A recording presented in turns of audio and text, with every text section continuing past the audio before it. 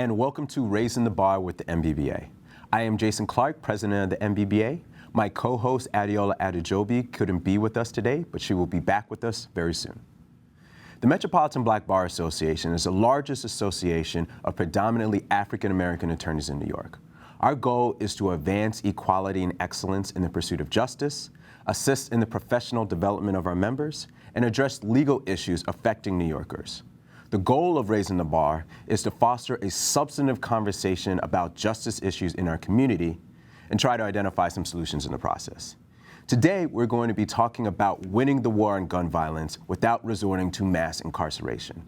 Joining us today is Philip Hamilton, principal at the law office of Philip Hamilton, PLLC, along with community-based scholar and advocate, Talib Hudson. Guys, welcome, and let's get to it. So first of all, thank you both for joining us today. I'm always excited to talk about things here, but I'm very excited about this issue, especially because, you know, there's been so much discussion about trying to reform the criminal justice system when we're talking about low-level nonviolent offenses, but I think it's time that we really start to talk about what we can do to reduce gun violence, but also do it in a way which doesn't lead to, you know, mass incarceration for some other things. So the first thing is, you know, maybe we can start with just a little bit of a discussion about, you know, what we're dealing with when we're talking about gun violence in our communities. So I think that it's no secret that when we're talking about the issue of gun violence, that predominantly Black communities, communities of color, have borne the brunt of this.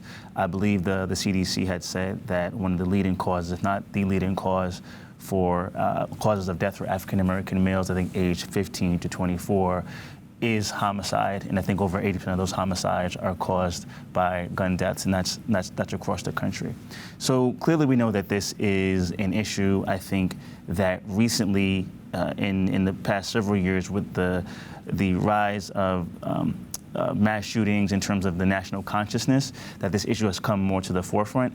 But we know that this has been an issue in our community for some time. But that also gets compounded when we have policies that aren't exactly helpful in our community, and I'm so pleased to be here with my colleague Phil, who can, you know, talk more about the legal aspects and how trying to address one issue of the violence can have sometimes have unintended, or maybe in some cases intended, consequences which don't bode well for our communities. I mean, absolutely. When you're kind of looking at the society in which we live in now, where, you know, Black men are anywhere between 5 to 6 times more likely to be incarcerated, when you talk about striking that balance between, clearly we have a state interest in reducing gun violence, but at the same time we also have to have, and I believe that this conversation has been had more forcefully over the course of the last 5 to 10 years, we also have to have that interest in reducing the mass incarceration. So say, for instance, to the extent that you're caught with a gun here in New York City, all right? Criminal possession of a firearm in the 3rd degree is classified as a C felony offense, which could ultimately get you anywhere between 3.5 to 15 years in prison, okay? That's actually possessing a weapon outside. Let's even presume that you just possess a gun whenever you are at home, locked up, safe in a vault, but it's unlicensed. Even that is an E felony. I know sometimes people still think that maybe that's a misdemeanor or it's not a high-level criminal offense. It is. Here in New York State, it is. To possess an unlicensed firearm wherever you possess it could ultimately send you to prison for 1 year. So I think that particularly when we start looking at some of the younger offenders, you have district attorneys' offices within the city who have kind of started that conversation of trying to find that balance. The one office I would ultimately point to is the Brooklyn District Attorney's Office. And starting kind of with the stewardship of the late Ken Thompson, and then carrying on with the DA who is now in control of that office, Eric Gonzalez, they have a couple of programs there that, to the extent that you are one of the younger offenders, say from the ages of 13 to 22, that ultimately does, for whatever reason, because of issues that you're facing in the community, issues that you've had growing up, kind of get in the inadvisable position as to where you're carrying an unlicensed weapon, instead of just going with the immediate, well, you now have to go upstate for 3.5 years and compound a lot of these problems that you've kind of alluded to, DA Gonzalez is, through his office, giving these kids a second opportunity, a chance to, address some of the systemic issues that may have led them to possess a firearm in the first place, and give them potentially a second chance in doing two things. One, not sending them upstate and compounding their trauma. And two, trying to address some of the issues that led them to potentially carry a weapon in the first place, which can hopefully stem that tide within the community as a whole of guns being possessed, but also at the same time protecting a lot of these kids from having to go upstate. So, when we talk about striking that balance, clearly I deal with a lot of this on the legal end, right? And I deal with a lot of this in the courtroom. I think what is good to be here, with Talib today is just kind of the insight that you also have just into these community-based programs that are, helping, I think, the law stem that tide of keeping, these kids from going upstate so that we can start to work on some of those just disproportionate mass incarceration rates.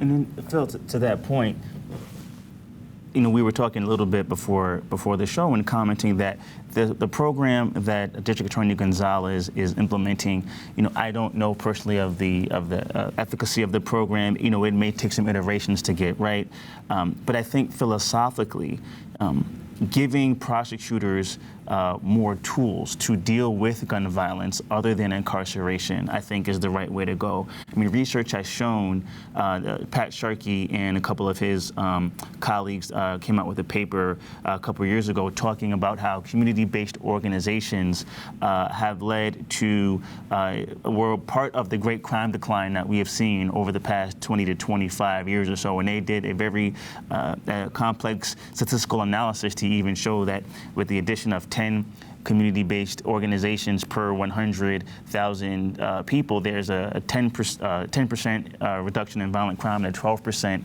reduction in homicides, and that's over the 20 to 25 year period, looking at 264 cities, right?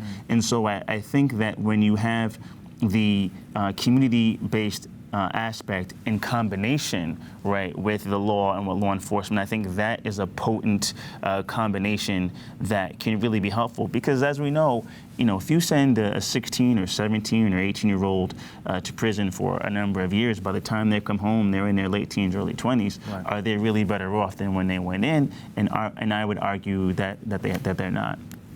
Because the thing is, that's the that's the tension where you want to make sure that you keep communities safe. And one of those ways you do that is trying to reduce the amount of guns that are out there. That's one of the ways you could reduce gun violence.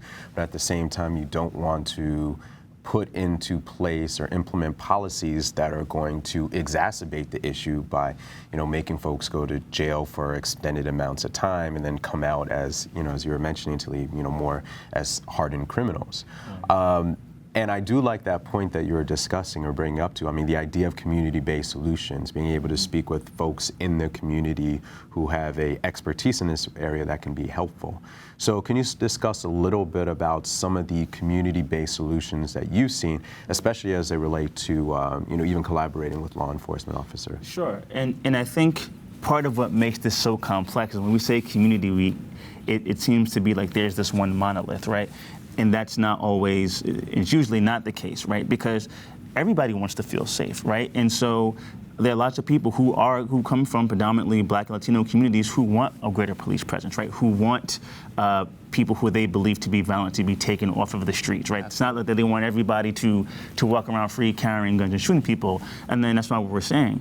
So I think some of the most effective solutions that we've seen are ones, for example, like the group violence intervention, which I do work with the National Network for Safe Communities, and this particular strategy brings together strategic law enforcement, a community moral voice, and support and outreach to inform people who may be involved in group or gang activity and gang violence of what the specific legal consequences are. So people may not know, for example, that it's 3.5 off top in New York City, right? Say, listen, that this is what the consequences are. When you say 3.5, you're saying 3.5 years. 3.5 years.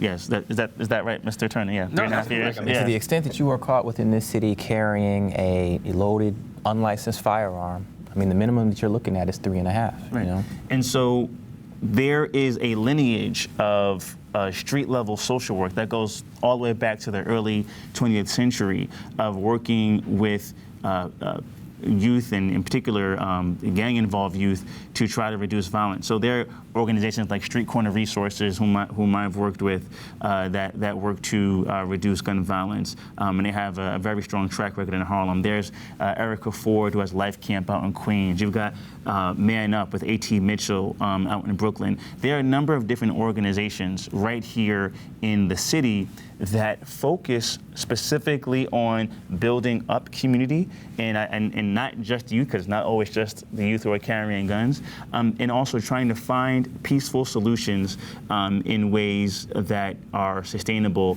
and lead to broader community health. So there are a number of different nonprofits and community-based organizations that, if on the academic end, have been shown over time to reduce violence. And then there are a lot of great organizations here in the city, like I just named, and so many others that I haven't named, that are doing this work. I mean, when you build up a safer community, and this just comes from, before starting my own private practice, I was at the Bronx Defenders for a while, a good 5 years. I started my career there, being a public defender and representing a lot of those clients, particularly from the South Bronx and just some of those underserved communities uptown. And what I would say is that, a lot of times these clients that would ultimately come before me that may have been arrested for criminally possessing a weapon weren't in fact criminals. It's not like they were going out trying to rob people or, trying to shoot people, or they weren't violent in that sense. But the problem was they felt unsafe within their community, and they had had prior instances of feeling vulnerable, of actually literally being attacked or robbed. And what would ultimately happen is, to the extent that nobody was addressing those underlying issues of violence that they felt could affect them, to the extent that they felt that the police weren't going to protect them, to the extent that they felt that there were no community programs to come in and just, again, get to the root of a lot of these underlying problems, it was sometimes one of those situations where they would just take things into their own hands in terms of their own protection, which we know around the country, depending upon the state, whether you're in Texas or whether you're in Ohio, these are the kinds of states where they tend to be a little bit more liberal when it comes to Second Amendment rights. Here in New York, and then in particularly in the city, it is a very conservative jurisdiction.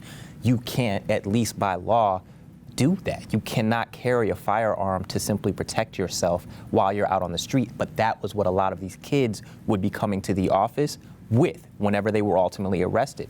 And so I always, felt terrible that, again, I live in the community. I want to feel safe. I don't want to in any way be a victim of gun violence. But at the same time, there was this part of me that would just say, does this kid really need to be going upstate for 3.5 years? Is this kid a criminal? No. I never believed that they were. That's how ultimately I did the work. And that's why I have been grateful to see a lot of these programs and some of these initiatives, particularly as I mentioned with the DA's office in Brooklyn, to kind of come in, recognize that, and strike that balance to say that even to the extent that we are super conservative with respect to Second Amendment rights here in New York City, we also understand that you aren't a criminal. You're not some gun-toting, violent criminal. We're going to give you a second chance to kind of figure out other ways by which to maneuver either out of the community or within the community in a better manner. But then also that's being, tied in with the community programs that are coming in to try to just help safeten up the community from a holistic point of view, other than just sending people upstate left and right.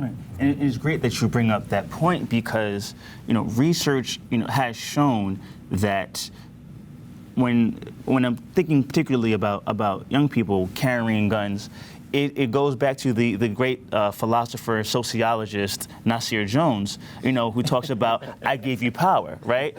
I'm carrying this gun because it's giving me power. It's validating me, and it's giving me something that's going to protect me from other folks. And research has shown that when legitimacy, the belief in law enforcement and legitimacy of law enforcement, when legitimacy goes up, violence goes down. There's a direct correlation, right? So when people feel that they can trust law enforcement, when they feel that they don't need to carry a gun to feel safe, to protect themselves, then violence does go down.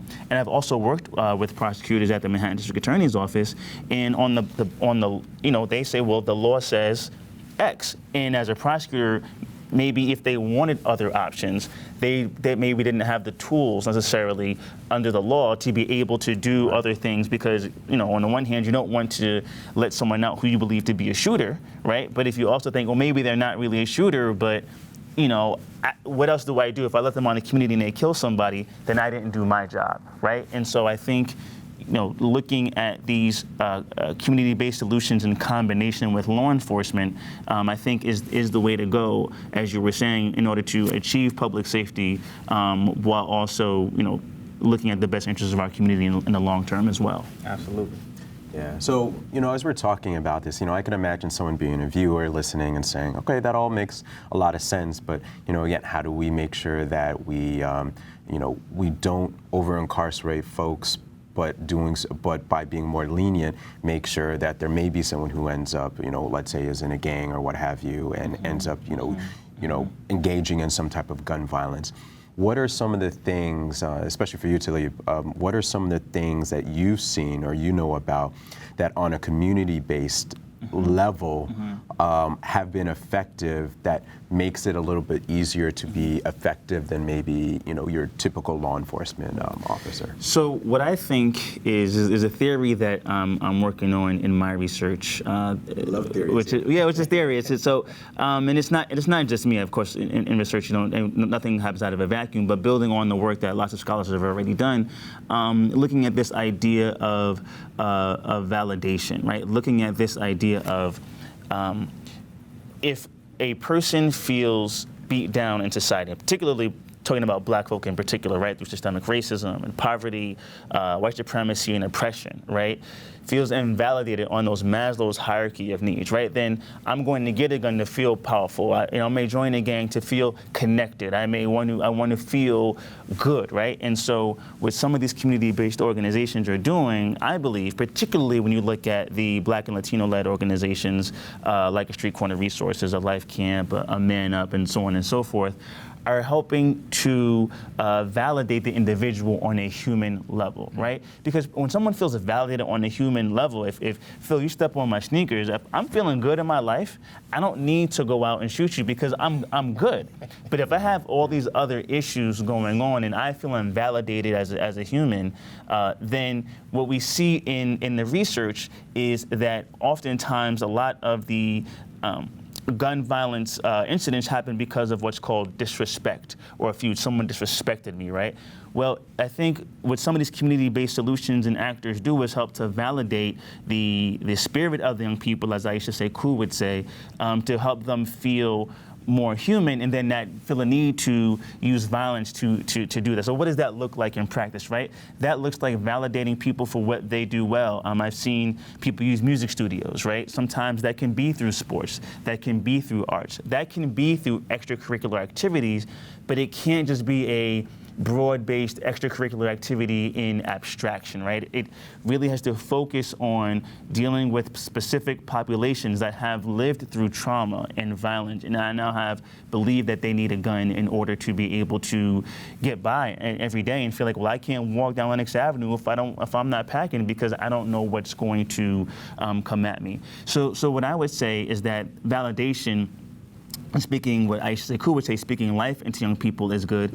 And that's also something that I've seen law enforcement officers do as well. I've seen sergeants and captains develop strong relationships with people in the community such that they almost become surrogate family members. Mm-hmm. So this dichotomy of, whether it's law enforcement and the community is, in some ways, can be a false narrative. But I would say that, looking at validation, speaking life into the young people, and addressing those traumas. Now, granted, it doesn't have as much of an immediate impact as, say, prison, right? If someone is a shooter, or if they're a person who shoots, I should say, if they're a person who shoots and they go away to prison, that immediately addresses that problem firsthand, whereas trying to address underlying issues is a much longer term process. And that goes back to that balance of, achieving public safety with looking at, sustainable solutions. So there's no easy answer. There's no easy answer whatsoever, and even in the example that you give about, the shooter and how prison can immediately be, in some respect an answer, it can to the extent of the incapacitation, right? Like once you're actually locked up and you're in prison, well, then for the next 3.5 years, you're not shooting anyone. Right. But here's the thing. There's no life sentences that are being given out for possessing a firearm, correct? Or for, not killing someone with the firearm. at some point that person's going to be coming back home. And when you talk about this validation component, I tend to find it to be, even without all of like the academic research like sitting in front of me, which I don't have, I'm just talking about being on the front lines. When I was a public defender, I could see it. And I could generally see when I would say meet the client that just kind of had the rap sheet that mirrored either that legal pad that you have right there or the yellow pages that just was thick. You could just see that generally something had happened very early on where they got tagged with a scarlet letter for some criminal conviction, whether it was a misdemeanor, whether it was a felony, and then society immediately started looking at them with the label of, that's a criminal. I can't hire them, to work here in this drugstore. I can't hire them to work at this bank. I can't in any way hire them. So they're already feeling pushed out of, employment opportunities. They're already dealing with the systemic oppression issues that you're discussing. And now I'm a criminal. And so when you're kind of faced with that, you're definitely not going to be having those feelings of validation that you're talking about. And to continually keep sending that person to prison in no way helps, right? But what I'm saying in that point is that generally it triggered back to the first time. What if they could have gotten the help the first time? And that's where I have been just such a big fan, both when I was in practice as a public defender and even now in private practice. I still get these cases from time to time. And, what I will say is when there are these opportunities out there that can, help particularly, and I keep focusing on this, these younger offenders, when they can help keep them from getting that scarlet letter, when it can keep them from going upstate, when it can give them opportunities, skills, job training, counseling, a lot of things to kind of like help these underlying issues that may have led to that person either possessing the gun or even shooting the gun, okay? When you can ultimately get to those issues and address those issues, I just feel like on the back end, you can prevent a lot more than can be done just from the front end, immediately locking someone up and sending them away for 3.5 years, because they're coming back home and they're going to be coming back into the community that we all reside. And ultimately, how do you want that person coming back? Maybe it's best, if possible, to just not send them away in the first place and try to address the underlying issues. Right, because then that 3.5 sentences basically, in effect, becomes a life sentence. Correct. Correct. Right. So that's interesting. So we're talking about it especially from the community-based side. I know one program that's been in place and had really been vamped up over the last couple of years is the whole NCO program, right? The fact you have neighborhood coordination officers, kind of the idea of having essentially like a beat cop coming back, and that kind of goes to what I know you were mentioning, Talib, where there are people who are part of the community or people who a little bit.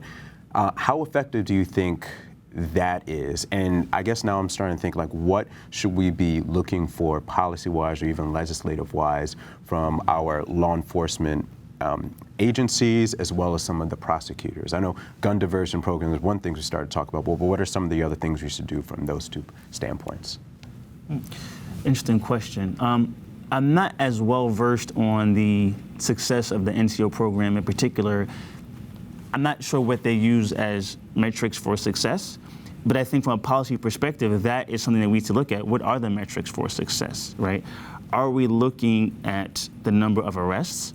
Are we looking at reduction in incidences of particular types of crime?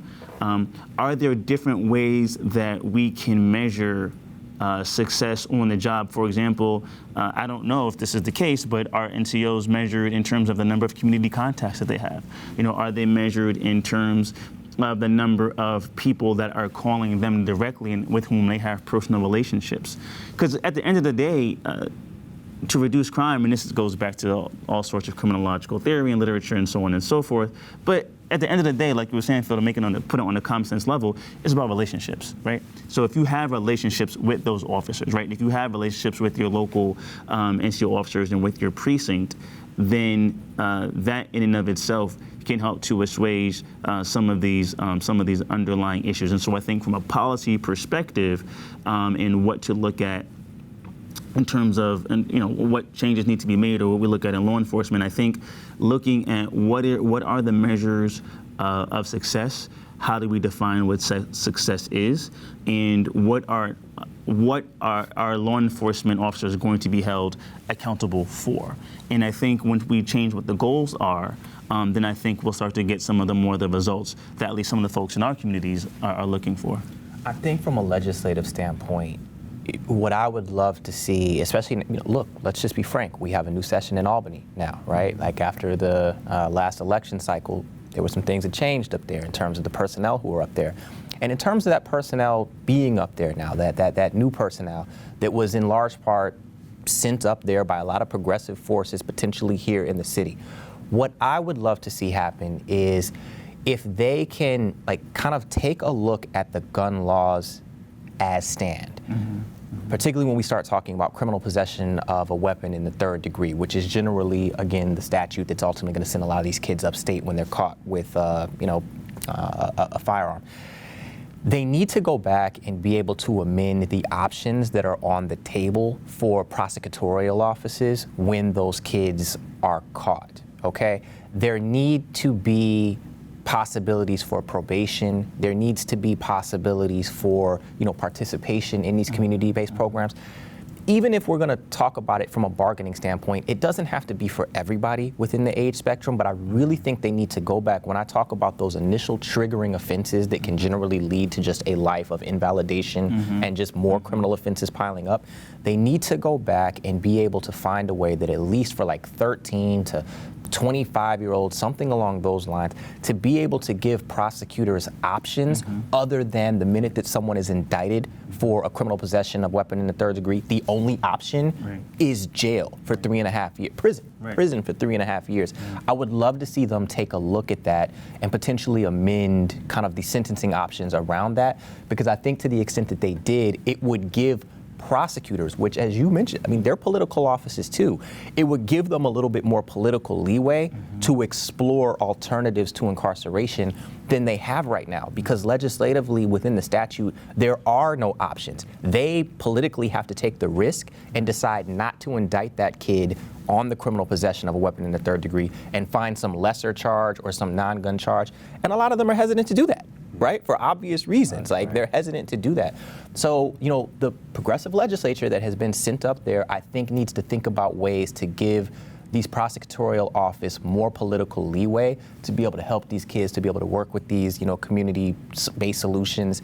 And I think then we could start to see more of kind of this harmony that we've been thematically talking about this entire episode, right? Which is just trying to find that harmony between clearly wanting to reduce gun violence, but at the same time wanting to reduce the mass incarceration. And to that, we only have a couple seconds left, but I'll let you finish it up. Okay, just to that, I just want to build on that point. Yes, and to also look at ways to support community-based organizations, not just in terms of funding, but even in the structure of how to obtain funding and how to build capacity as nonprofit social sector organizations. Right. And community courts, we didn't even talk about community courts that are out there, but we'll do that next time.